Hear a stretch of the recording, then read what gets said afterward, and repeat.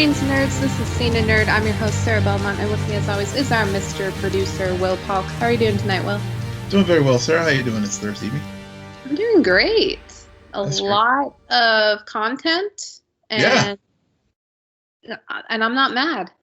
Yeah, I'm not either. I was right before we were recording, I was joking about a message I sent to you this morning that I was like, well, it seems kind of light on the news this week. So given that we have like 4 shows that we're talking about, Superman and Lois, Stargirl, Titans, and What If, I was like, well, this is probably not a bad thing. But then after that, I like go to my trends, and what do I see? The Eternals. Final trailer. Yep. So I was like, oh, I just mentioned it back. Well, I was wrong. Yep. And as soon as I saw that, I was like, oh, I need to go watch this, because I don't really remember too much from the first trailer. Mm-hmm.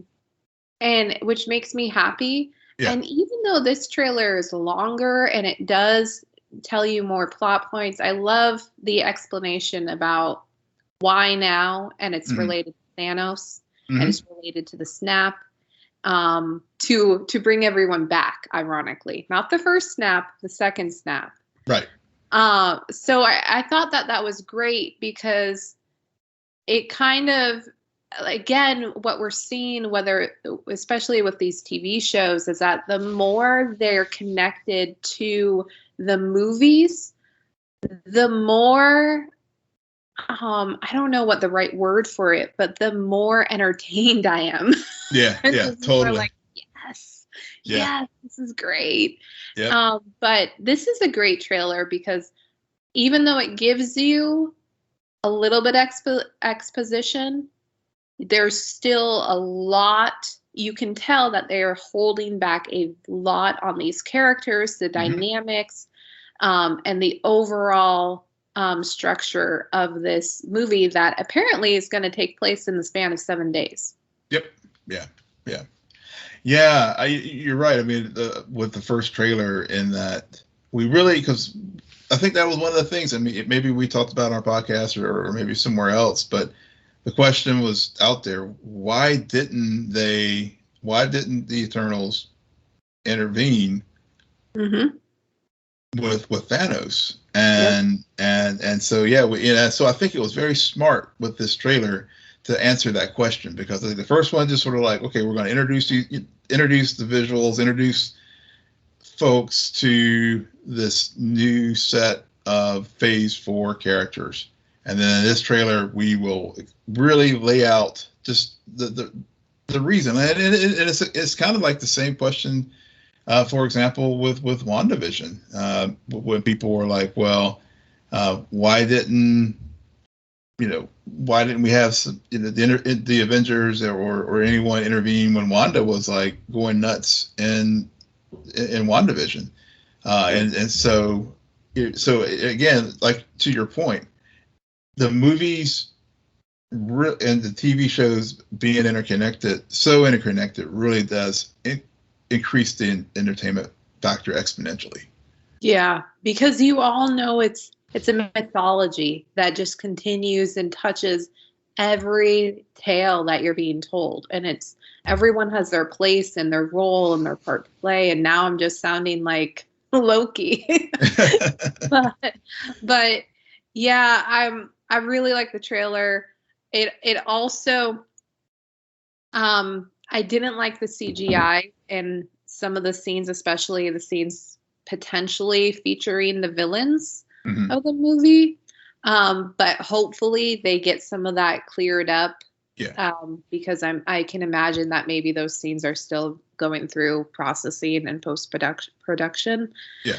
But any time that the scene was more featured practical effects, you can just tell that Chloe is behind that camera and just nailing the beauty and this atmosphere that she's creating for this movie. I really like that. And it's almost, there's a contrast, because like that opening shot, it makes you feel like you're about to watch a Western movie. Mm-hmm. And there's something so sad and somber.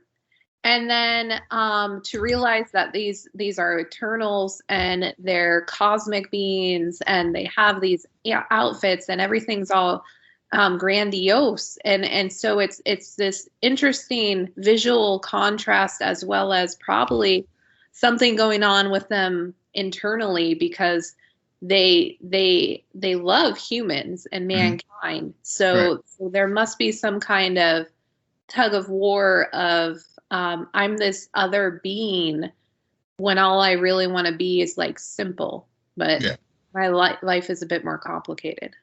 Yeah, that's a very good point. And it really does the visuals. You're right. The practical effects, especially the IKEA table at the end. But I bring that up because it does have the Marvel humor. I mean, so it was like all the beats that we've come to appreciate and love about the MCU over the course of 20 some shows and films and TV shows were all there in this trailer. And I know we were talking before we were recording. It's one of the things that a lot of casual comic book fan, casual comic book movie fan, probably prior to this, never heard of the Eternals unless they watched that abysmal ABC show from a few years ago. What was it? The Immortals? Nobody watched. Yeah. I mean, so nobody watched that, obviously, because heck. But I think everyone collectively is trying to make sure, rub that out of existence and make sure it's not included in the canon. But it to what we were discussing before we recorded, as far as introducing these new characters and doing it at the right time, because one of the things you said when we were talking is these are very cosmic characters with the Celestials who have created three distinct beings: the Eternals, they got the humans, and then the Deviants. And I think we had to have all the other things happen before to get us to this point, to introduce these characters in this phase, because I felt one of the things I felt when I was watching this, it does feel more otherworldly and more a higher plane and higher storytelling than what we have seen in the past. But you still had the action beats and stuff in the trailer as well, and I'm sure we'll obviously get it in the film. But I think we're really getting to the more philosophical aspects of the MCU, and we've gotten some of that too in the TV shows this year as well. Yeah, definitely. And speaking about TV shows in the MCU, I feel like I kind of premeditated this announcement, considering over the weekend I did a binge of Falcon and Winter Soldier with a friend of mine who's never seen it. And the story works very well in one sitting. Some of the things that I thought didn't hit, like especially Sharon. The whole thing with Sharon, for whatever reason, when we were watching it straight through, the power broker actually made made more sense, and especially for all of the gaps in times. So it was interesting how I liked it originally, and some of the episodes that I actually thought were weaker, I felt like they were not as bad as I originally remember. I mean, bad's the wrong word, because I didn't think they were awful. We're not as strong as the others. Yeah. But yeah, on that note, it was announced this week that Anthony Mackie has signed the dotted line and will star in Captain America 4. And it has also been reported that Chris Evans is working on a project to come back to the MCU too. Whatever that means, I don't know. Yeah, so it was funny. So whenever and we talked about this, I remember it was earlier this year. And when I was reading an article in Deadline announcing about Anthony, and obviously, I guess we got the awesome news with the finale week of Captain America and the Winter Soldier, or Falcon and Winter Soldier. The news that they were going to make a Captain America 4, but I guess it's really interesting. I guess that they made that announcement, but things were not firm with Anthony. But in the article that I was reading this week, noted that Deadline back in January, I think it was, had written an article about Chris Evans, and that is a rumor that they have that Chris and MC and Marvel Studios were filling each other out last year, and really explored the possibility of him coming back in some future project. And the article, I went back and found it, and the article referenced Robert Downey Jr. for example, with Captain America: Civil War and Spider-Man as a film that was that it would be that type of arrangement where he would Chris Evans could potentially come back as Cap. So we'll see. Interesting. Chris Evans follows in RDJ's footsteps. Right. Yeah. So, we'll see where it goes. I mean, it may just be one of those things that people were just kind of talking, and obviously actors were probably looking for work because they didn't know what was going to happen with the pandemic, or maybe Chris is like, I wouldn't mind carrying the shield one more time, or maybe just play a mentor role or something in a feature film like Tony Stark did to Peter in Spider-Man. Yeah, I'm sure with, in both cases, it's a matter of what's the pitch, like why you've already technically put this character to rest, right? So how would it affect everyone else, especially given the end conclusion of with Sam picking up the shield and the mantle, right? How would, almost not maybe reintroducing, but how would having that ghost of the past help further that story and potentially other stories? Because in Feige we trust, right? Because if Feige knows that there's a reason and there's something that it would add, he'll do it. I mean, he got Sony to agree to a crazy deal so that he could get Spider-Man. Yeah, and think about it too. As you were talking, I just thought about it with the with Captain Carter last week. Chris did not do the voice work for Steve Rogers and What If, but we do know that What If I recall, is going to have multiple seasons. So it could easily just be a What If, right. Season 2. So it doesn't necessarily have to be a feature film, given that we have the Disney Plus properties now. Yeah, it's very true. I mean, that's a strong point. These TV shows killing it.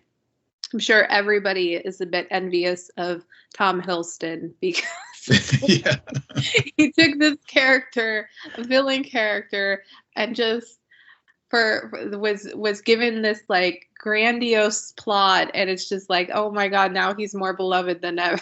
Yeah. Oh Jesus! And speaking about What If, we did get our second episode of What If featuring Cha Cha. Yeah. So I last week, both of you and I had very similar thoughts about the first episode, why it didn't quite work. And then this episode really proved why the first episode didn't work, because they twisted it in such a beautiful way, and then they also had these unexpected touches. Like, I'm probably the last to know that Josh Brolin was going to be in this episode, and so the moment like they make Thanos appear, I'm like, oh, are you kidding me? They're going there. And then slowly but surely, not only Thanos, but suddenly it's also this twisted version of the Infinity War, because you see all of what are they called, the Black Guard, or start to appear, and you're just like, oh my god, they've taken this so far and removed it, and it's not beat for beat what Guardians of the Galaxy is. It's just twisted in such a beautiful way. Yeah, totally. You know, we all were wondering, what, clearly the emotional aspect of it, with, with Chadwick's passing and stuff. So so obviously, when I was watching it, it multiple hats on. One is just a viewer, because I just really enjoy the MCU. Two, I was watching it for what we do here, as far as just like, okay, looking at it with a critical eye too, as far as the things I like, the things that I don't like, that, so we could have something to talk about. But I completely agree with you in that it really did magnify, and I think I seem to recall when people had opportunity for screeners before the series started, for everyone else, clearly folks really dove in on the emotional aspects with Chadwick, but they really did, I think, rave about this particular episode because of what you just said. It really does get into the what if, and I love the way they used the story, how T'Challa basically is like a beloved figure. I mean, he was the Star-Lord. I mean, he really, what the Star-Lord was supposed to be, he actually is that in this alternate universe, and he's like, for example, he was stealing the artifact, and we remember how it all went down in Guardians, but in this one, the character, I forgot his name, Koroth, I think, he was like hero worshiping God. He's like, can I join your team? I want to be with you, and almost kind of like, if I were T'Challa, I would be like, dude, you're like, the cringe factor here is like, back off. It was this interesting way to, because that character in particular in Guardians of Galaxy played everything straight, because I mean, you're juxtaposed with Chris Pratt, who just has all of this charisma and all of this comedic timing, and so what they did is, instead of bizarrely making T'Challa funny, you let him still play the straight guy, and then but infuse that humor into this other character who ends up coming along, becoming a Ravager himself, and then they just one up the ante when they're like, yeah, he even convinced Thanos. And every time they did a joke about the genocide. It was so perfect. It was, yeah. It was great. Yeah. But they also they changed. I think what the problem was with the first episode is the events changed in the scenario. But none of the personalities really altered. Right. And so it was this thing where you felt like you were really watching an episode of where, like, for one reason or another, these characters, like this, they just played musical chairs. Yeah, pretty much. Yeah, you're right. But in this episode, it was more than that. It was T'Challa, because he wanted to see more of the world. He inadvertently finds himself on a spacecraft, and then he stays. But how that affected everyone else around him, he made Yondu a different character. He made Nebula Mm-hmm. I was surprised by that one too when she came out, and everyone's saying, "Where's Gamora?" And it's like, Gamora and Peter in this what if scenario. Like, you don't want to just insert Gamora, but to have it be Nebula, it just furthers that idea of like a ripple effect. Yeah, because I mean, it really does, because her cybernetics in this universe are just basically just a little the eyepiece. I mean, everything else, she's more like, I think I saw her somewhere compared her to Jessica Rabbit. Yep. And so, so that, so you really hit a good point there, that I think that's what makes this episode really live up to the title, What If, because it's not just swapping, it's not just swapping out Steve and Peggy. It really, here it really is alternate universe, and this is when those alternate universe stories, whether it's here or like in my favorite Star Trek, when the characters are really not just carbon copies of the. I mean, I think at their core they're the same, but like, for example, as you mentioned, T'Challa still, at his core he was still the straight man. It wasn't like he was all of a sudden acting like Peter Quill. Right. He was staying true to himself, and even with Thanos, I mean, he was staying true to himself. Right. But at the same time, T'Challa made him see the error of trying to what was he, to right size the universe. Right. Yeah, I also like how they didn't use the same monologue from last week. Mm-hmm. So we're gonna get a different monologue every week that relates to the new scenario that they've set up. Yeah. So I am, after this week, I'm a bit more excited about the show. Yeah. I'm more on board with it. Mm-hmm. And my curiosity is spiked. So yeah, and here's another note too, and I think maybe this also took some of the edge off for me on the emotional side. I mean, it still did, but I was still emotional hearing Chadwick's voice. But he is actually going to appear in like 4 more episodes.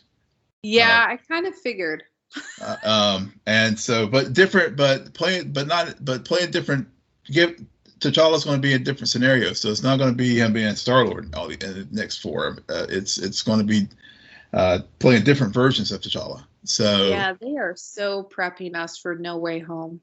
They are. They really are. Oh man. So we talked What If last week. Unfortunately, we couldn't really do a deep dive into the first 3 episodes of Titans, but since last week, both of us have watched all 3 episodes, and we also watched the latest episode that dropped today. Mm-hmm. So okay, I don't know what we were talking about last week, Will, but during our discussion, all of a sudden in my mind, I was like, you know what? I think Hank is going to die at the end of episode 3. I swear to God, Scout's freaking honor. Yeah. Truth. That truth. I think I know we didn't talk about it on the show, but I know Friday night, I think we were like messaging back and forth, and you said that in your message. You were like, whenever, I think you said something to the effect that after the second episode where they were telegraphing it, and you were right. So I just need the Flash writers room to watch like these 3 episodes. This is how you telegraph something correctly. Mm-hmm. Oh, I was still shook. I messaged you. I was like, I was shook. Exactly. Like for the 3rd episode in particularly, everything was telegraphed. And yet for some reason, I was fixated on watching everyone and what they were doing, because the tension just escalated, and you're like, they're what's going to be the twist? Is the gun gonna like explode and end up killing Dove? That would make sense. Yeah. Or are they gonna actually do the stupid thing and let Connor save the day? And then it turns out like we're not even thinking about, well, obviously Red Hood has something up his sleeve and the gun is fake and it's actually the detonator. Which, I mean, the acting too was definitely on point. And I think that's what gave it away for me, because I remember in episode 2, and I forget the actor who plays Hank or played Hank. Yeah. But I think it was a scene between him and Dick in the kitchen. And there was just something about it, with the way he was playing it, that where I thought to myself, man, where were these acting chops the last 2 seasons? Like, this is pretty good drama. And he knew that his time was running out. Yeah, he did.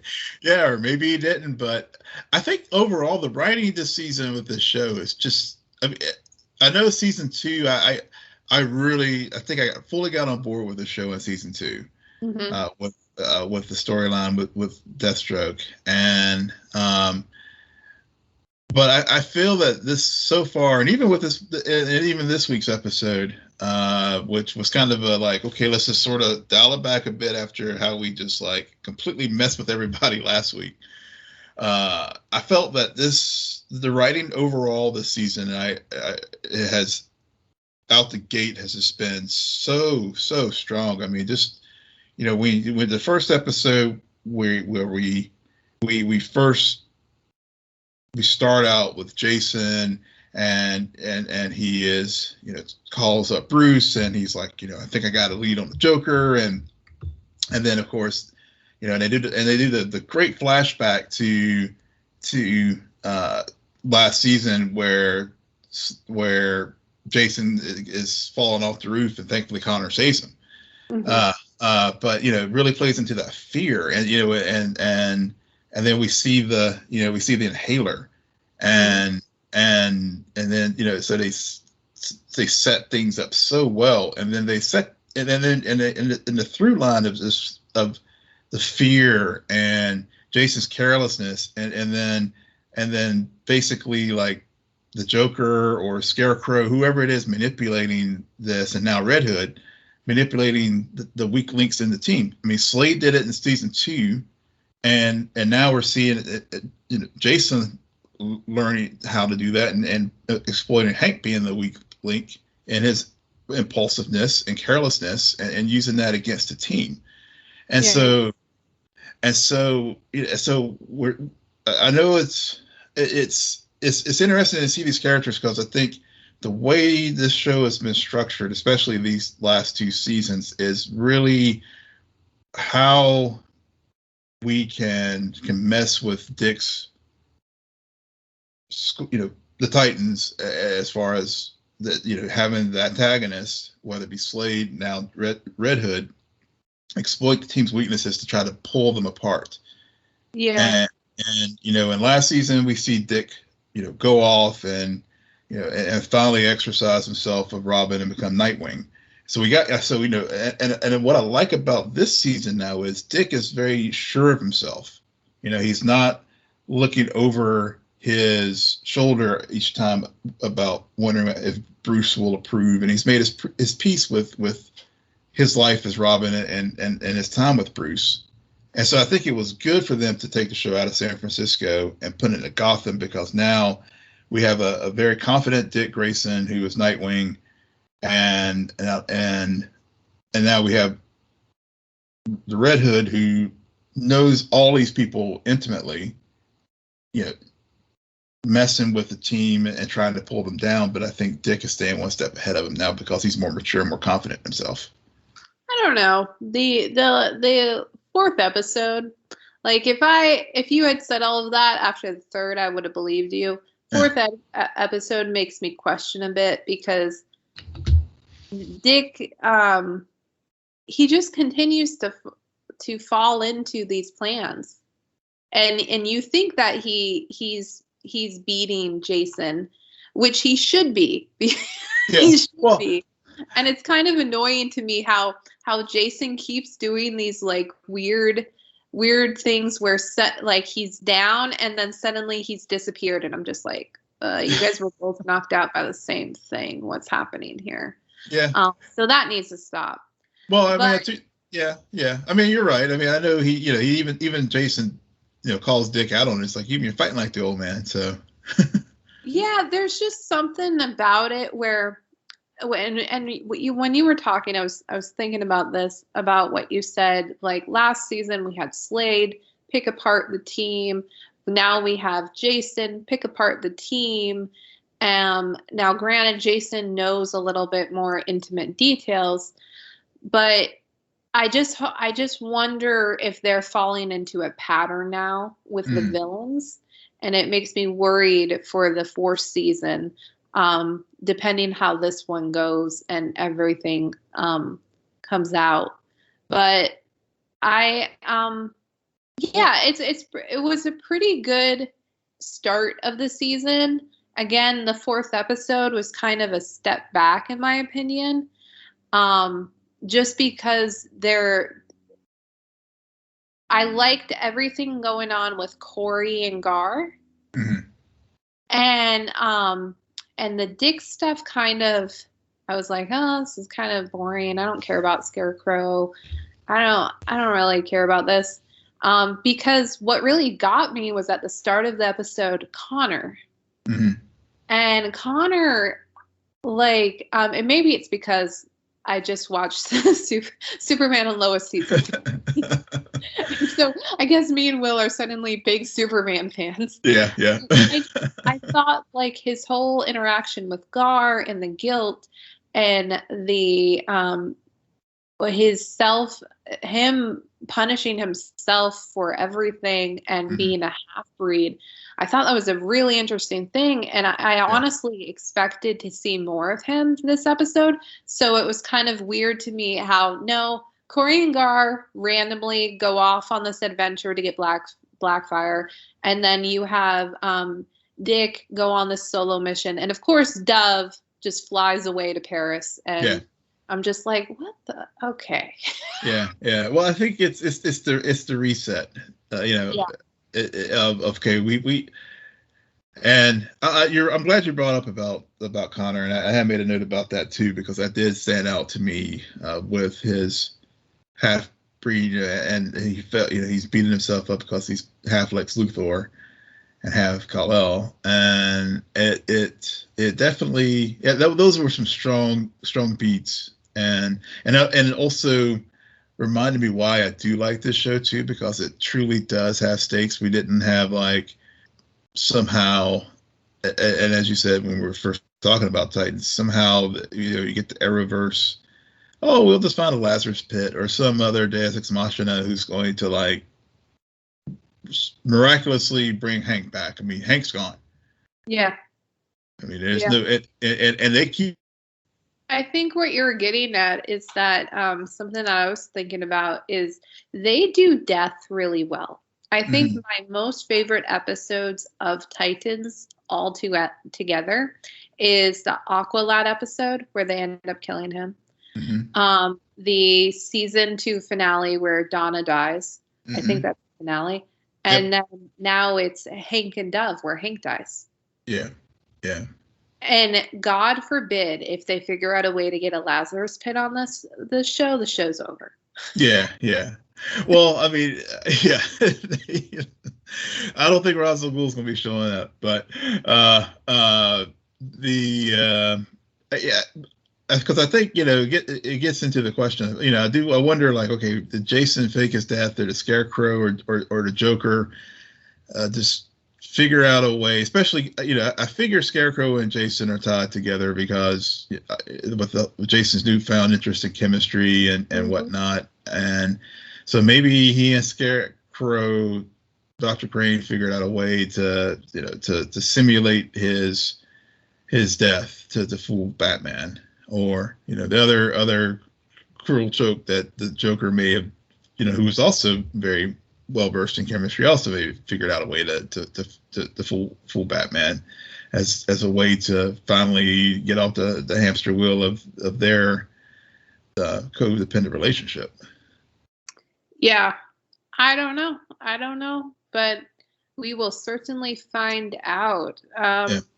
So speaking about Superman in all its glory, we did get the season finale of Superman and Lois. No one died. No. Which was depressing.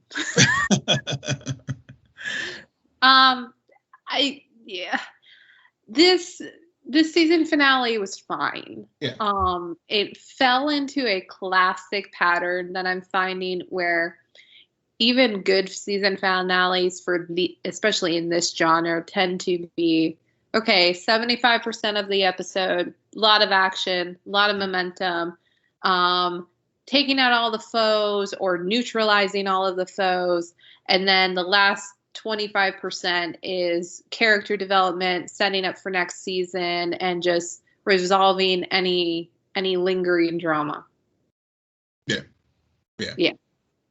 That it was. Yeah. I mean, it definitely fell into that trope for sure. It was a serviceable finale. I enjoyed it. I enjoyed watching it. They wrapped up all the storylines. We didn't have any. Well, as far as the primary story and villain with Edge, that was resolved. And then they carry forward, I guess, a cliffhanger of sort with John Henry and his daughter Natalie. John Henry really makes this show work. Yep. Yeah. I was just as sad as Lois when he was saying, "Oh no, I think I'm gonna leave." I'm like, no. Yeah. We need more drama. We've just getting started, and I love that moment when he explains why. Which, come on, Lois, you're smart. You should have already figured that out a while ago. Yeah, why that's a bad idea. Yeah. Well, that was yeah. that's where the Dead's fans and among us. Yeah, I mean, I think you put it. You said it right when you said it was serviceable. It did what it was supposed to do. Jordan was not evil long enough for me. It didn't, but I did like that concept, especially because I almost forgot that at the beginning of the season, Jordan was introduced to us not as the son who has powers, but the son who is different and has all of these anxiety and ADD issues that has caused a lot of turmoil for the family. Mm-hmm. So I liked how they looped that back in with the whole everything that was going on with him in this episode, and how, and then he did square off a little bit with Jonathan. Yeah. So yeah, I mean it was fine. I really think somebody should have died. I'm just I don't. Someone should have been General Lane, right? Yeah, they're just gonna Grandpa, at least. Grandpa. But no, Grandpa's sticking around, and somebody new might take over. Yeah, maybe. I did really like Natalie showing up. Yeah, and that look on Lois's face during that final minute of Mom. Oh, that makes me excited to see what season 2 is going to do. Yeah, for sure. Yeah, for that, definitely, you're right. That definitely is the case there. And I'm glad you brought up about Jordan and his social anxiety, because again, one of the things that I've liked about this show at this season, and maybe this is because here's where the crazy wonky Arrowverse CW scheduling breaks work to its favor, is this show seemed to course correct when they needed to, as far as the writing, whether it's due to COVID messing up with production schedules, or they were trying, they maybe decided to go one way and they realized, like, we may need to like adjust. And you can tell. I mean, I don't know. It's just something about the way they had like adjusted and made the right adjustments such that that at the end of the first season, I was like, I want more. I mean, and to your point, the look that Natalie and that Lois had on her face when she sees Natalie, and then also how Clark now is going to have to adapt without having his father around. Mm-hmm. Because I had forgotten that the crystal had been in the Fortress of Solitude had been destroyed. Yeah. And I know they did like the 2 different cuts of the episode, because I actually watched it Tuesday night. Just had DVR'd it, and then I went back and did the rewatch just to see what was different in the extended cut. And I think in the extended cut, the scene that they had cut from the broadcast cut was the Clark going to get the crystals in the fortress. Okay. Because I was like, what's the difference between the two? And so, because in the broadcast cut, they cut right to Smallville and they go have the ceremony, the funeral under the tree and all that kind of stuff. But I think that was the difference between the two. And I bring that up is because I think we are getting the foundations. They wrapped up the stories that they needed to, but we're getting new things that we're going to have to explore in the second season.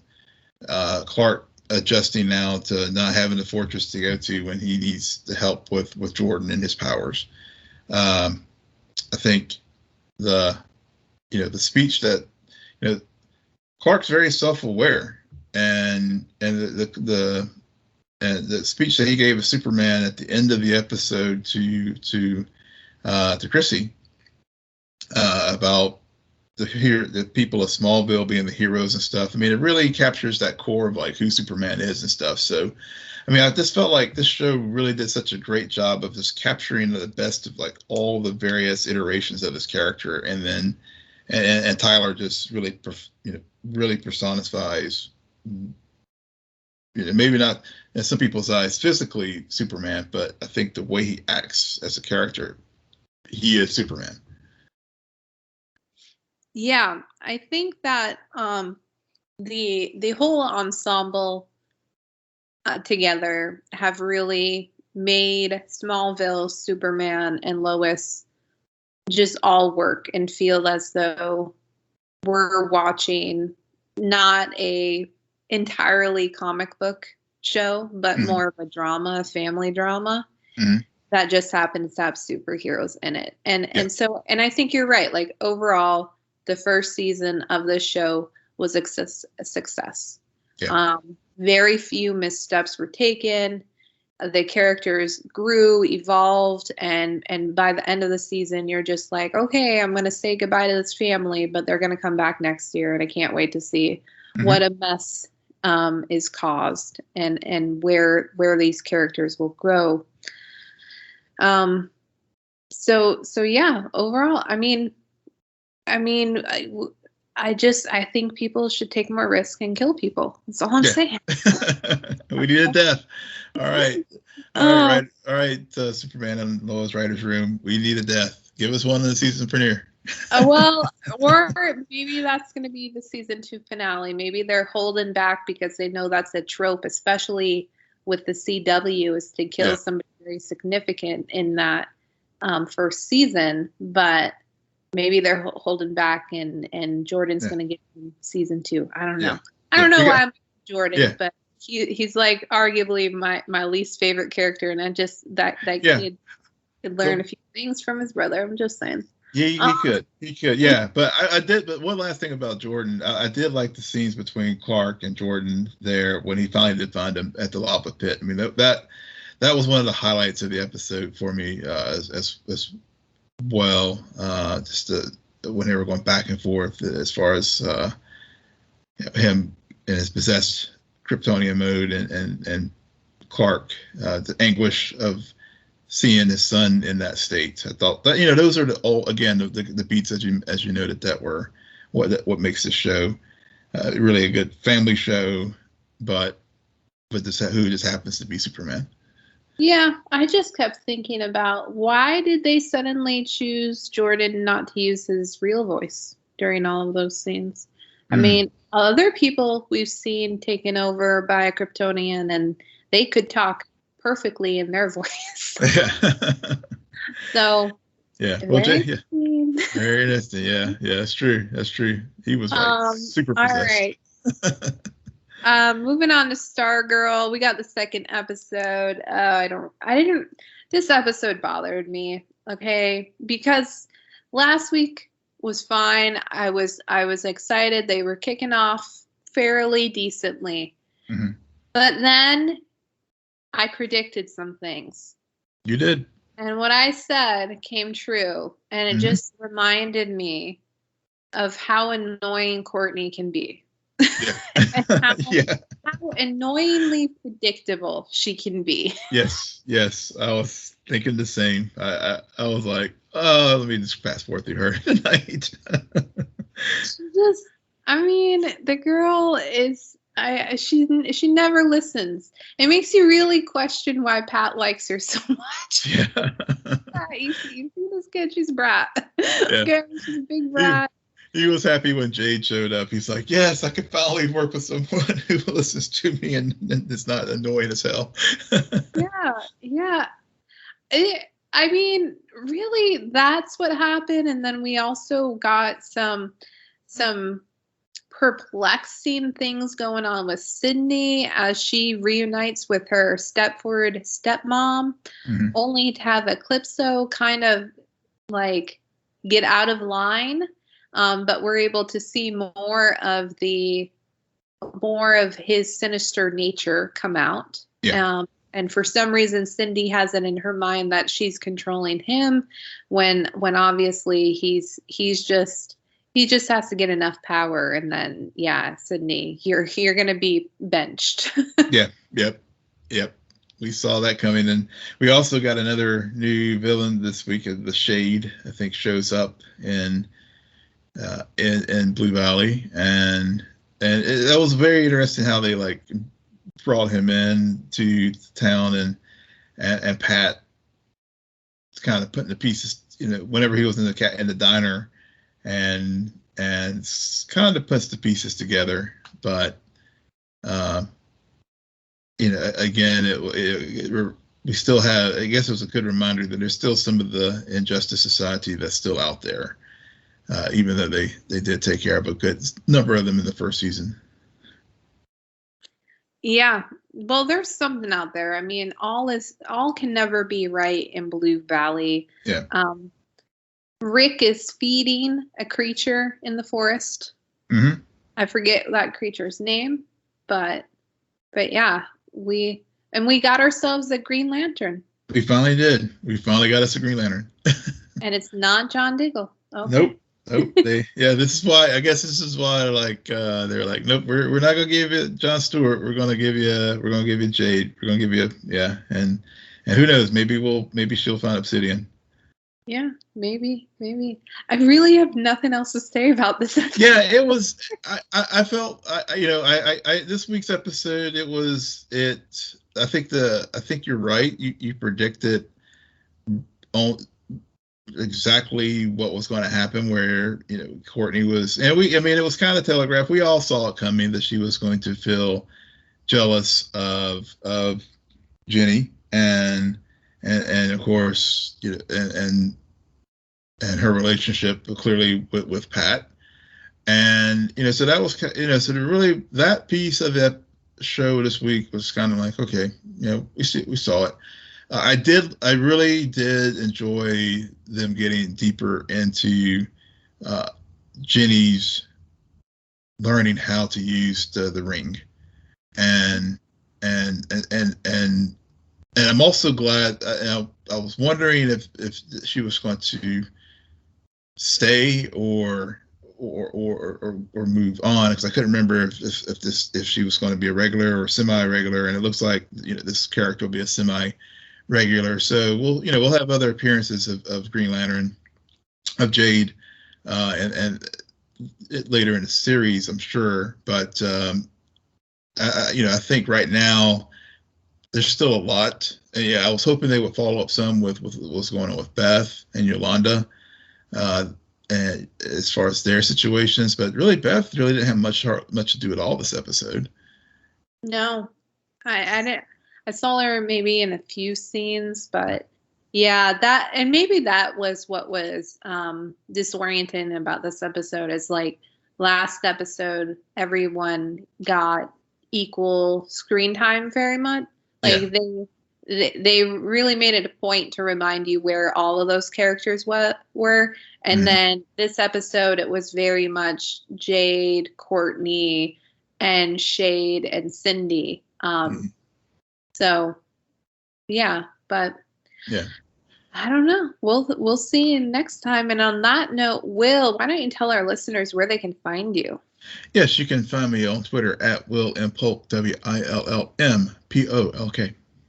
And you can find me on Twitter at SJ Belmont, SJBELMONT. Please follow our crew on Twitter at SNN Nerd. Friend us on Facebook, follow us on Instagram.